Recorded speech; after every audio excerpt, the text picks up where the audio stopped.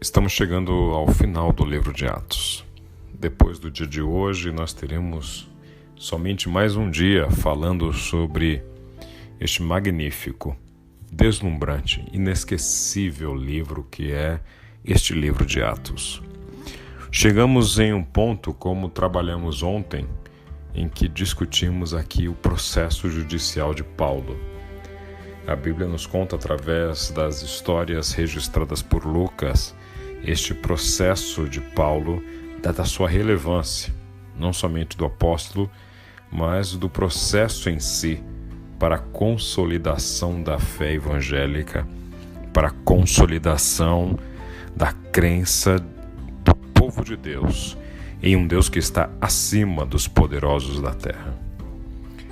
Seguimos com o capítulo 25, onde a palavra de Deus nos diz a respeito da continuidade do julgamento de Paulo, agora por Festo.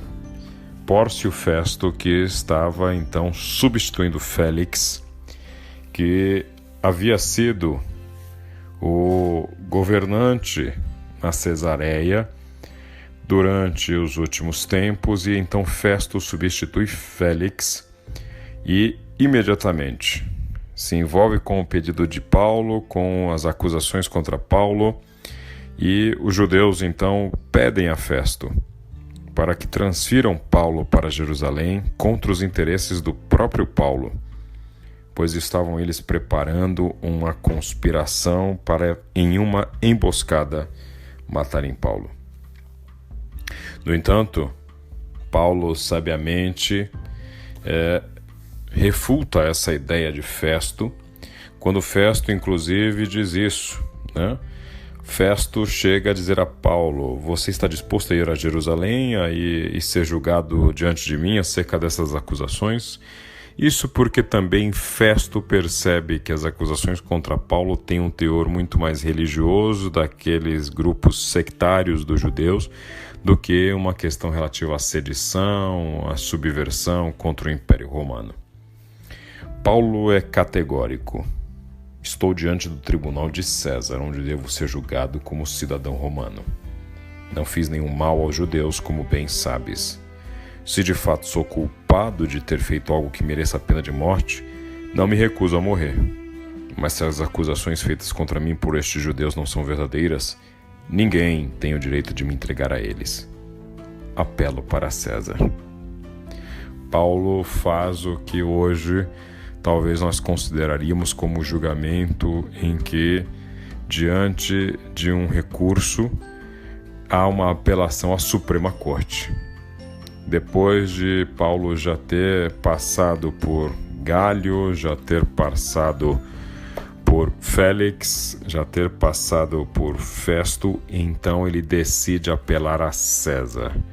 Paulo decide, como cidadão romano, ir à própria Roma. Alguns dias depois nos conta o livro de Atos que o rei Agripa e Berenice chegaram a Cesareia. O rei Agripa, Herodes Agripa, que por autorização dos romanos governava aquela região, chega para visitar Festo, e Festo então nos conta a respeito deste caso de Paulo a Agripa. Agripa, então, interessado no caso, gostaria de ouvir Paulo também, e Festo, então, prontamente organiza essa oitiva de Paulo. Perante Agripa, Paulo começa a detalhar quem era ele, seu histórico como um judeu, fariseu de fariseus, como ele gostava de se autodenominar, alguém zeloso da lei, alguém crente no envio do Messias, na vinda de um Messias, o Filho de Deus. E então que foi convencido de que este Filho de Deus, de que este Messias, era o próprio Jesus de Nazaré, ressuscitado. Paulo conta a Agripa do seu encontro com Cristo no caminho para Damasco, para onde estava indo, sob ordens para matar, perseguir, prender cristãos. No entanto, ao encontrar-se com Jesus, Jesus diz aquelas palavras memoráveis: Saulo, Saulo, por que você está me perseguindo? Resistir ao aguilhão só lhe trará dor. E então Jesus deixa claro quando Paulo pergunta: quem és tu, Jesus? Quem és tu, Senhor? E o Senhor Jesus responde: eu sou Jesus, a quem você persegue. Note-se que Jesus jamais teve um encontro anterior pessoal com Paulo. Paulo não perseguia propriamente o Jesus de Nazaré a quem serviam aqueles judeus que tinham se tornado seguidores de Cristo.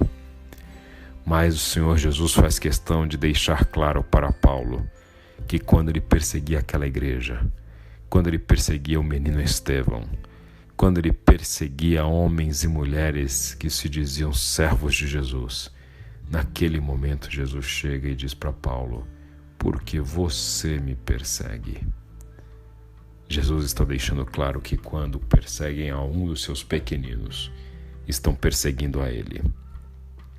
E então Paulo diz que não foi desobediente a esta visão, pregando em Damasco, em toda a Judéia, Jerusalém, até chegar diante de Festo. Festo o interrompe, dizendo: você está louco. Festo não entendia aquela erudição de Paulo misturada com uma piedade e um misticismo, no sentido de entender, e aí misticismo não confunda com ocultismo, mas a visão mística de Paulo de entender que sua relação com Deus não era somente intelectual, mas muito mais espiritual, muito mais no campo de um relacionamento com um Deus vivo, e não somente com um grupo de ideias. Festo, então, quando diz isso, diz: as muitas letras o estão levando à loucura, ao que responde Paulo: não estou louco, excelentíssimo Festo. O que eu estou dizendo é verdadeiro e de bom senso. Paulo, então, argumenta no sentido de que, de fato, aquele a quem ele segue é Jesus de Nazaré. Agripa até chega a dizer a Paulo: você acha que em tão pouco tempo pode me convencer a tornar-me cristão? Argumento muito apropriado de quem já começa a entender que está sendo convencido daqueles argumentos. Paulo responde: em pouco ou em muito tempo, peço a Deus que não apenas você, mas todos os que hoje me ouvem se tornem como eu, porém sem estas algemas. O rei Agripa se levanta, o governador, Berenice, como os que estavam assentados e saindo do salão comentavam entre si: este homem não fez nada que mereça morte ou prisão. Agripa disse a Festo: ele poderia ser posto em liberdade se não tivesse apelado para César.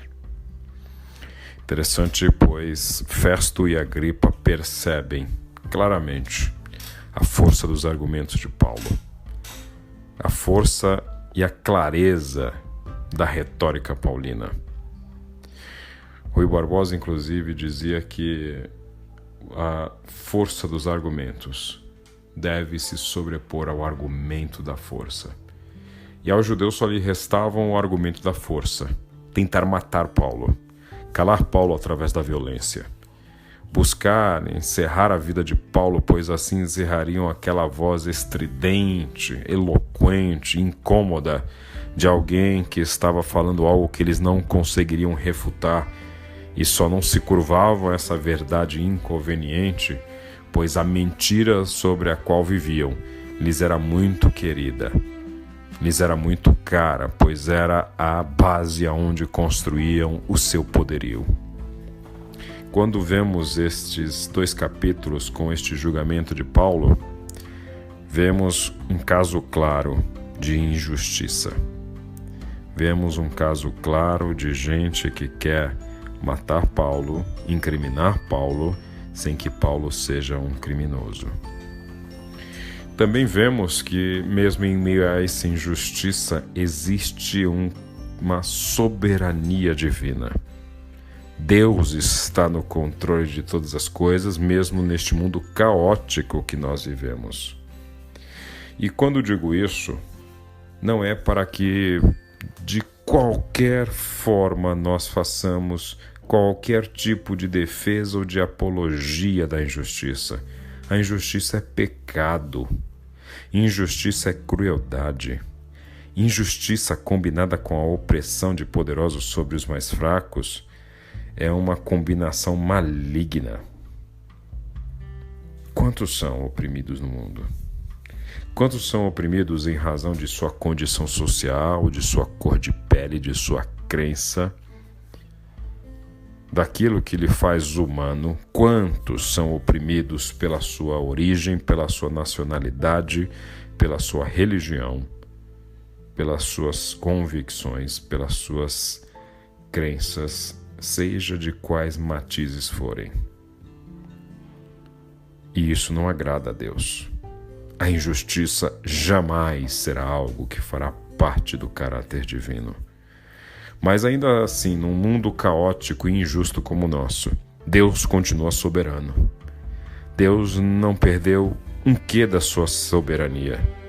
E mesmo essa injustiça continua servindo ao propósito divino. Sabe por quê? Eu lhe elenco 3 motivos. Enquanto o maligno acha que oprime o povo de Deus, Deus sabe que, na verdade, o maligno só está servindo ao propósito do Senhor para treinar o seu povo. Ao que o inimigo chama de luta, Deus chama de treino. Pois, na verdade, para o Senhor, Ele só está afiando as facas. Ele só está preparando o seu povo para assaltos ainda maiores. Deus está te fazendo mais forte quando permite que você treine no meio de lutas tão renhidas, mas que não passam de um treino. Em segundo lugar, é importante deixar claro que, para o servo de Deus que está sendo oprimido, o seu caráter não será talhado pela injustiça, pois o seu caráter não será alterado pela injustiça. A injustiça não muda a personalidade do cristão.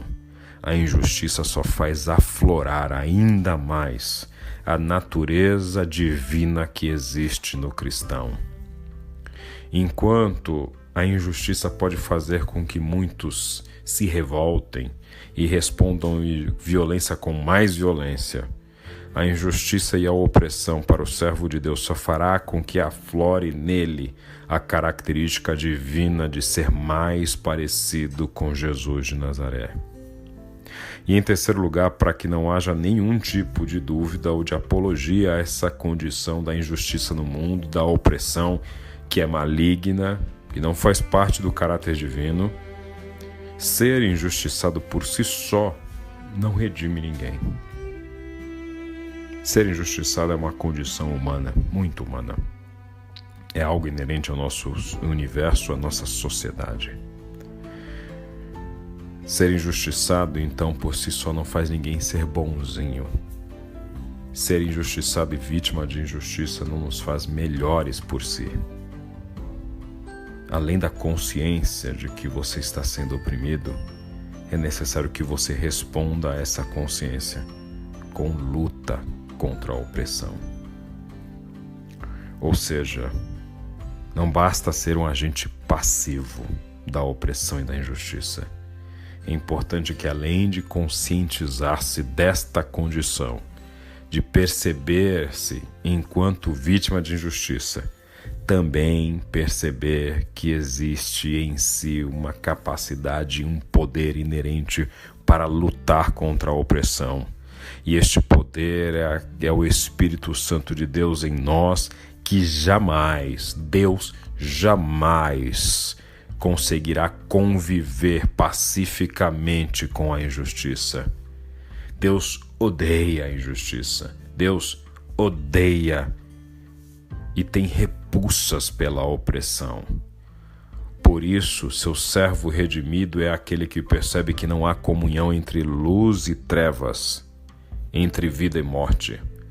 O servo de Deus consegue então compreender que é vítima de injustiça e que vive em um mundo injusto, mas ainda assim resiste a moldar-se a esta injustiça e luta contra ela. Seja uma injustiça contra si mesmo ou seja, uma injustiça que é perpetrada contra outros.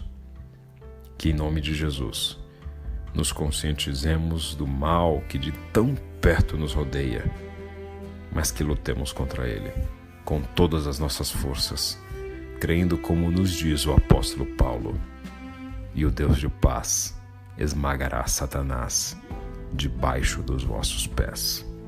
Que Deus te abençoe.